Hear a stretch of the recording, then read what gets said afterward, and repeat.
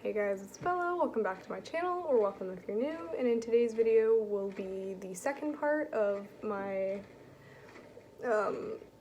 little experience in a psychiatric hospital. First part one was more leading up to it, kind of what landed me there, essentially, and my experience in psychiatric emerge. And part two, essentially, is like my first day in a psychiatric hospital and everything beyond that. I finally closed the blinds. They were too bright. Anyways, if you were triggered by mentions of suicide, self-harm, mental health, any of that sort of stuff, I suggest you click away from this video. There's your trigger warning. And anyways, let's get into it. So I was 18 years old when I was admitted into a psychiatric hospital. So I went straight into the adult system. I had not previously had any actual psychiatric care, it was just counseling. So I was kind of going into the deep end. I really didn't know what to expect. Because I had previously ended up in psychiatric emerge 2 times in that same week, the third time I ended up in psychiatric emerge, I had a backpack packed, just because I had a feeling that I wasn't going to be coming home that time.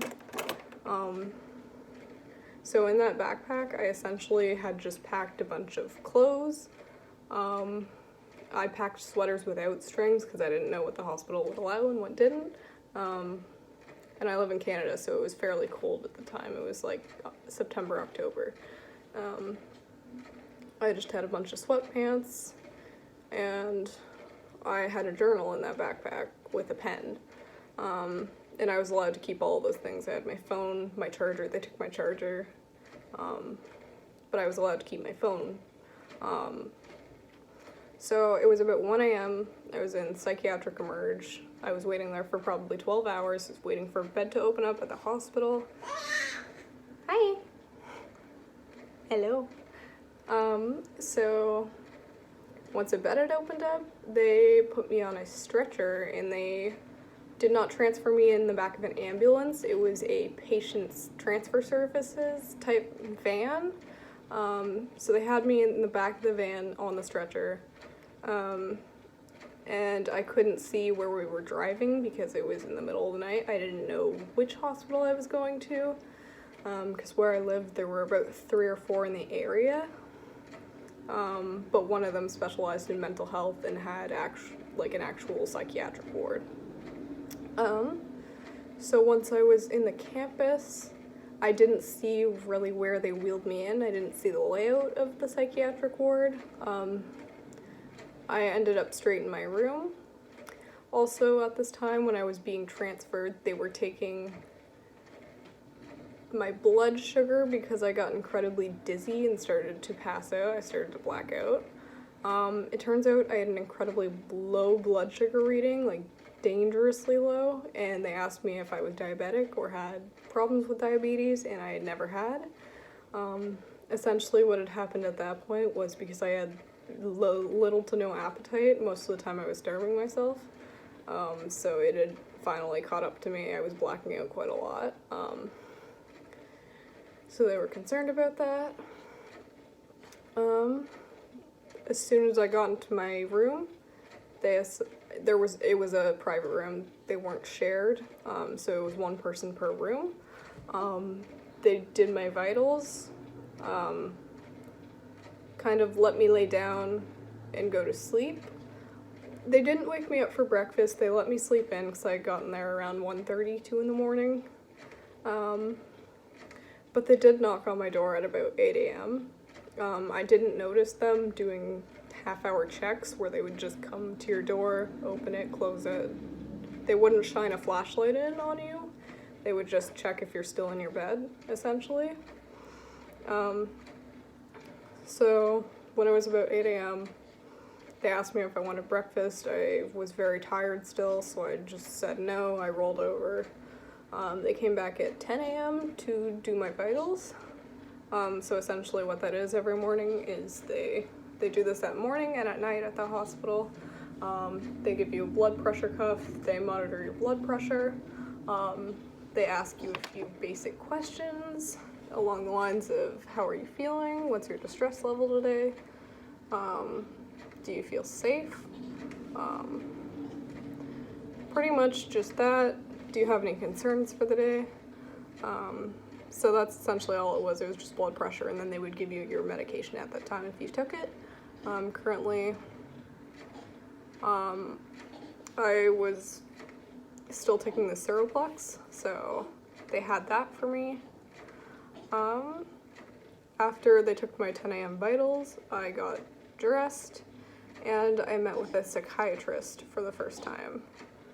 I know I had met with one in Psych Emerge, but this was my actual psychiatrist for my care team. Psychiatric Emerge, you saw a psychiatrist kind of like you would see a doctor at a walk-in clinic, so it wasn't the same one every time. They didn't really,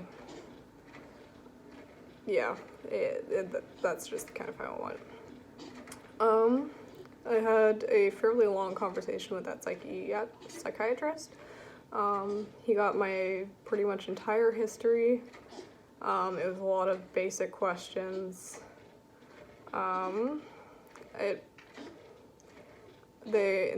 he discussed with his care team about what they thought. And that's kind of around the time I got my BPD diagnosis, and they'd started me on 3 or 4 different types of medications. They put me on an antidepressant, they put me on an anti-anxiety medication, they put me on a mood stabilizer, and one to help me sleep because I had trouble with sleep. They switched my meds around only once, I believe, after about like 2 or 3 weeks because it wasn't really working. And they also had me on lorazepam for panic attacks. So that was just a PRN kind of as needed. But yeah, that first day, I also got blood work done because I had that scare with my blood sugar. Yeah? So they just wanted to see what my levels were at. It came back relatively okay. Some levels were low, so they also gave me iron supplements at that point. I stayed in my room essentially all day. I was allowed to have my phone, and I had my journal, so I watched YouTube all day until my phone died, and then I kind of walked around the unit for the first time. So the way my unit was set up, there were 3 long hallways, 1 hallway, 1 hallway, 1 hallway, and then the way out was further down that hallway.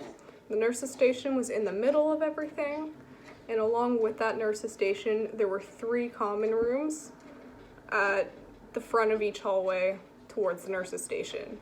So I was in this back hallway, and I was at the very, very end of it. I was the last room. So if I walked straight forward, there was a common room on the right with charging stations for your phones, and then if I kept walking forward just a little bit, there was a nurse's station, and if you kept going straight, the cafeteria was on the right.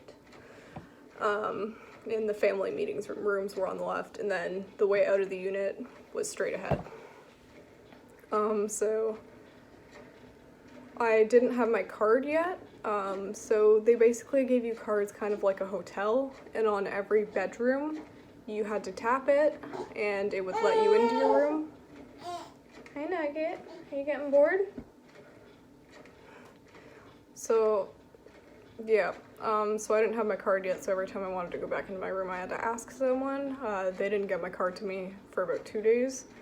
It said my name, my room number. It was kind of like my pass to get anywhere. I could not be buzzed out of the unit yet because I did not acquire privileges. And I was on the mood disorders. I was on the mood disorders unit. Come here, Nugget. So there were 3 units in my section. The bottom floor was mood disorders. The middle floor was schizophrenia, and the top floor was dangerous personnel. So they had people who were higher security. Some might have been inmates who required psychiatric care. It was very, very high security up there. We weren't allowed up there. Oh, nice. I have been puked on. I will be back. Yeah, so I was on the mood disorders unit, Waterfall 1, so I was on kind of a lower security unit with people who were more chill. In this psychiatric ward, they did not require you to remove laces. You could have hoodie strings. You could have your own shampoo and stuff. You could have your phone with you. Some people had their laptops with them. The chargers just had to stay in the common rooms where they could watch you. We did not have cameras in our bedrooms. Every bedroom came with a desk, so I did lots of art in there. My boyfriend brought me puzzles. I was allowed to have pens. I was not allowed to have pencils or scissors. You couldn't have razors. Pretty self-explanatory. So, also that first day, I didn't eat till dinner time. And after 2 days, they realized I was really struggling to eat, so they prescribed me Ensures. So at every mealtime, I would have to give my room number at the cafeteria, and they would give me a choice of vanilla or chocolate. It's kind of like a meal replacement. So I had those with every meal, or I had those instead of eating the meal, because I really didn't do well with eating there. So for the first entire week I was there, I had no privileges, so I could not leave the unit, although there were courtyards in our unit. So the main hallway, and then to the right, there was access onto a courtyard, so I could be outside. No one really went out there. It was pretty cold, and I didn't have a coat with me. So the way privileges worked, so level 1 was on unit. You were only allowed to be on our unit. You could not leave the unit. Level 2 privileges, you could leave our unit and kind of roam the hospital. You could go to the gym. There was like a giant gymnasium. There was also a weight room. And you could go to a cafe. They had a cafe, a library. They had a recreational room, but it was like never open. It had pool tables. It had all sorts of stuff. It was really cool. Then level 3, you could go on outings with the hospital. So every Wednesday we had bowling. So they would take us on a patient bus. It wasn't a city bus, it was like a patient transport services vehicle again. So they took us about 5 minutes away. There was like the secluded bowling alley, like no one ever went there. So it was basically just a group of us that had privileges. So we would go bowling every Wednesday. We didn't have to pay anything. They gave us the shoes. So we pretty much had the place to ourselves. It was really fun. I was really upset the first time because I couldn't go and I wanted to go because that was considered a group activity. And then other privileges, you had day passes and weekend passes. So I didn't acquire a day pass until 2 weeks after I had been there, until the medications were starting to kick in and I was a little more tame. So I had a day pass, and then the week after that I was able to have a weekend pass. So I would go home, I could sleep in my own bed for one night, and then I'd have to come back the next day. And every time they send you home, you have to fill out a safety plan. You have to meet with your psychiatrist that day so they can evaluate how safe you're going to be. And then you come back at the time they give. So also when I first got there, I did not attend many groups at all. Groups were optional, they were not forced. Which I think was really nice. And you got to pick and choose which groups you went to. They gave you a schedule with every single group. Some of them overlapped. The first group I ever went to, it was painting. It was an art night. So I actually really found a lot of help with that. So they just did that in the cafeteria. They had canvases, they provided paint. The other one I did was mindful journaling. So I did a few of those groups. I didn't take to any of the other groups pretty much at all. I had a friend in there who, he was about 22 at the time, I was 18. He was the closest in age to me. He went to AA meetings, so alcohol addictions. So they had many different resources. And yeah, eventually, once I had been there for like 3 weeks, they had me do a DPT group for ERS skills, emotion regulation. That was the main part of my recovery. Those were the skills I used all the time. It was an 8-week course. It was super helpful information.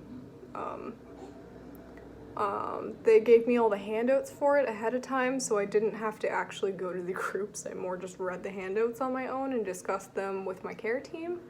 So they just knew that I understood them. Yeah. So, once I had been there for a while too, I had put on a healthy amount of weight. So I came in at about, if you're triggered by mentions of weight, just please skip about a minute ahead. So that's your trigger warning.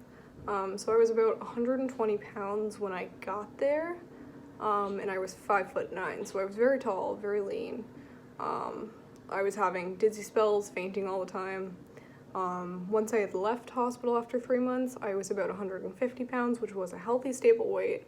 I wasn't passing out anymore. That was just pretty much from eating 2 solid meals a day, proper food, plus the insurers. So that was nice to kind of have that problem fixed too.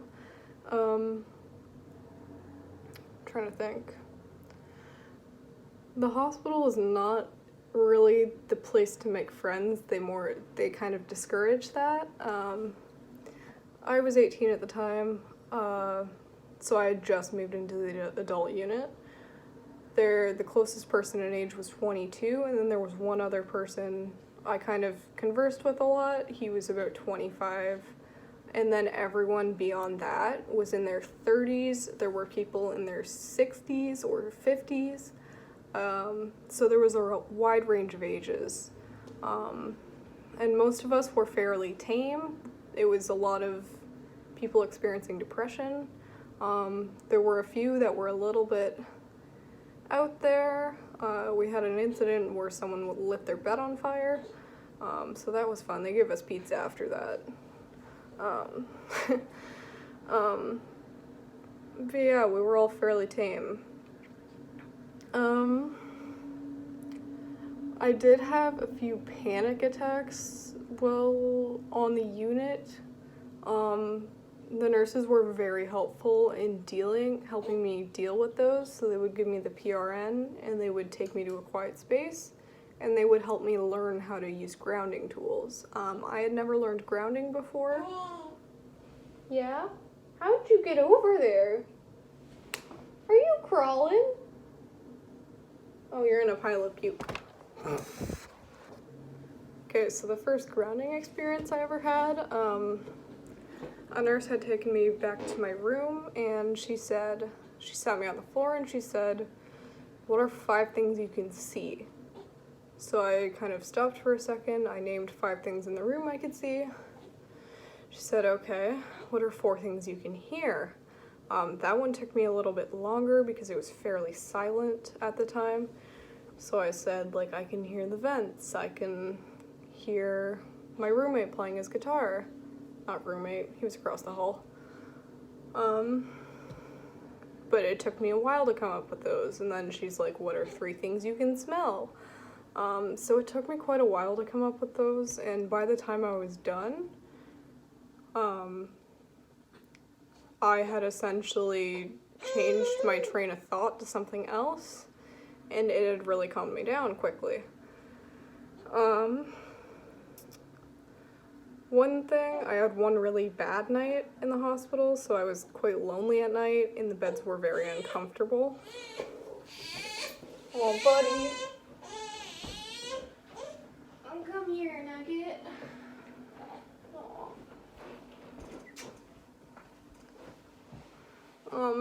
The beds were pretty uncomfortable and I got pretty lonely at night. I was upset some of the time because I just wanted to be at home with my boyfriend. But anyways, the one really bad night, I had smashed my iPad screen, because I was really desperate to self-harm. So I had taken the glass from the shattered iPad and I had indulged in self-harm. Then I had gone to a nurse. I said, hey, I did something I shouldn't have. They gave me a lorazepam and they kind of patched me up. They weren't like making me feel shameful about it.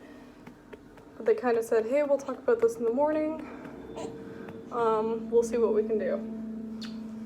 So they kind of helped me work through that.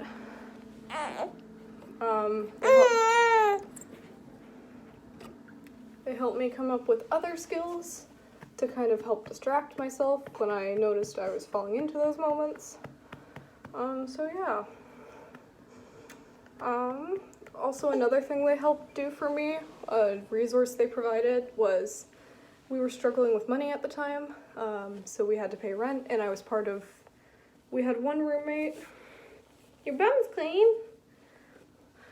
We had one roommate. Our rent was $16.25 a month, which was a bit much. My portion was like $600 of rent, so I wasn't able to cover that when I was in hospital. And after a month of being in hospital, I said, hey, I'm kind of stressing about money. Like, do you have any suggestions? So they put me with a social worker, and she helped me get into Ontario Works, which is a program.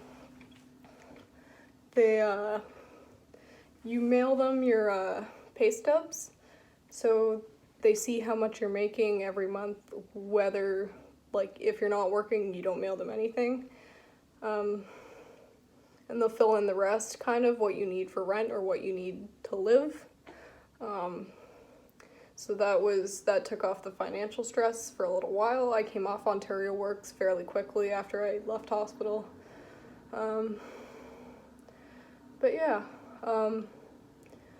once I knew I was ready to leave the hospital, my meds were working, so I wasn't a zombie, but I had no intense emotions.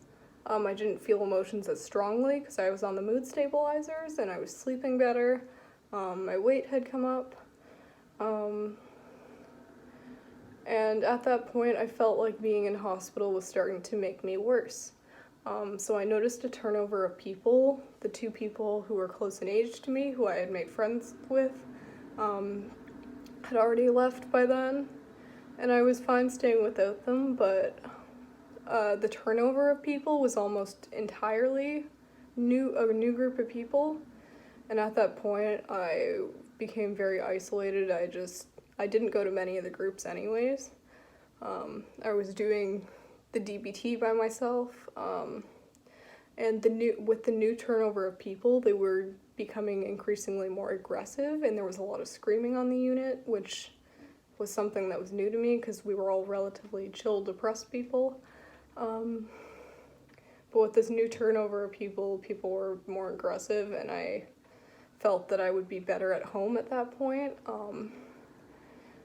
So I was meeting with the psychiatrist, and they kind of, also at that point I knew how to recognize my emotions and name them, so I met with the psychiatrist. I kind of expressed my concern. They said, hey, that's really awesome that you know that you have that sense of you'd be better at home, that you have the skills now. So they put me into an 8-week outpatient program. So I would come back to the hospital once a week, in a different part of the hospital entirely, and I would meet with a DBT group. It wasn't actually a group of people. I was just one-on-one with the person that ran it. So I would do it over Zoom once a week, and then I would come in and talk with them about the skills I was learning and how I was applying them to my life. So yeah, My experience was overall pretty positive. I found it incredibly helpful to my mental health. Honestly, I don't think I'd be here today if it weren't for that long hospital stay. It got me on a regimen of medication that helped me manage my emotions better, that made me able to live my life. Especially with the anxiety, because that felt like an overwhelming, that felt like a pit in my chest every day. It felt like I was going to explode from the inside because I was just so nervous. I was having panic attacks every day. So just to have that not be there anymore was incredibly helpful. I'm trying to think if there's anything else or anything I've missed.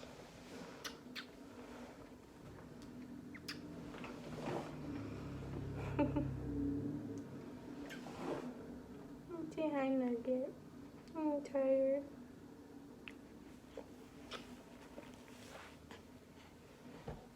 I'm tired, buddy. Okay. Anyways, I think that's basically it for this video. If you guys have any more questions, I know. If you guys have any more questions, I'd be more than happy to answer them. Just shoot me a message or let me know. But yeah, thanks for watching, guys, and I'll catch you in the next one. Bye.